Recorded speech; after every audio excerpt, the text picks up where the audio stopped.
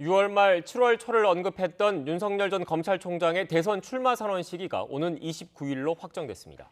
이런 가운데 무소속 홍준표 의원이 1년 3개월 만에 국민의힘에 복당했습니다. 야권의 대권 구도가 요동치고 있습니다. 국회 취재기자 연결합니다. 부장원 기자. 네, 국회입니다.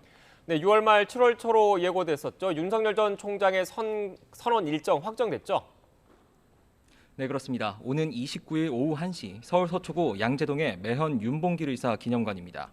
윤석열 전 총장은 오늘 대변인을 통해 메시지를 내고 자신이 앞으로 걸어갈 길에 대해 국민께 이 자리에서 말씀드리겠다고 밝혔습니다.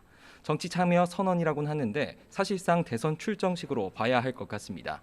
그동안 전원 정치를 통해 자맹을 이어왔던 윤 전 총장이 직접 등판을 결정하면서 야권의 대권식에도 빨라질 것으로 보입니다. 이 자리에선 국민의힘 입당 여부와 시기는 물론 자신의 엑스파일 논란에 대해서도 밝힐 것으로 전망됩니다.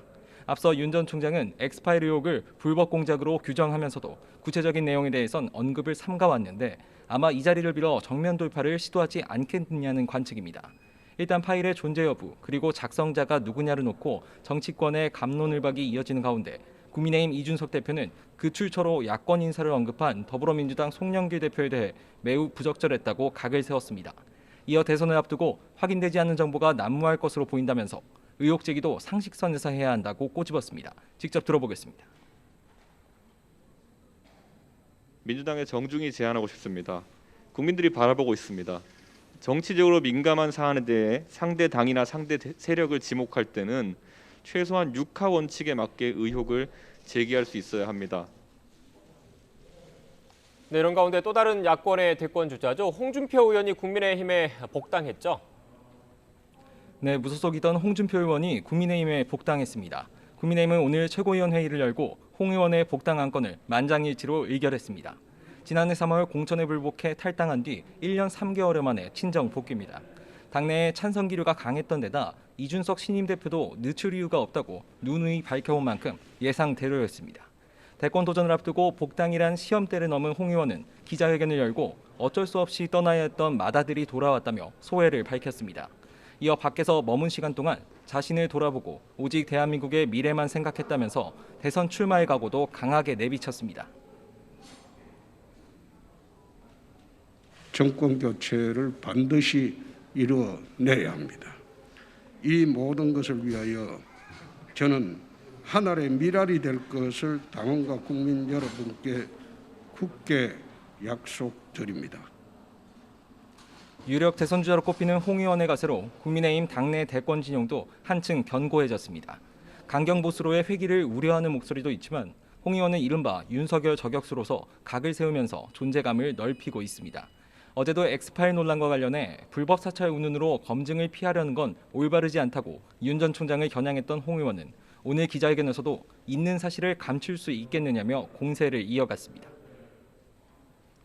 네, 이런 가운데 민주당은 경선 연기 여부를 놓고 내홍이 계속되고 있다면서요. 네, 그동안 대선 경선 연기 여부 놓고 말도 많고 탈도 많았습니다. 이제 내일이면 당 지도부 회의에서 최종 결론이 내려지게 됩니다. 결정을 하루 앞두고 현행 당원 당규대로 9월까지 진행해야 한다는 이재명 측과 흥행을 위해선 11월로 미뤄야 한다는 이낙연 정세균 측의 신경전은 점점 더 고조되고 있습니다. 비이재명계인 홍영표 의원은 KBS 라디오에서 경선 흥행을 위해 연기는 불가피하며 원칙에도 어긋나지 않는다고 주장한 반면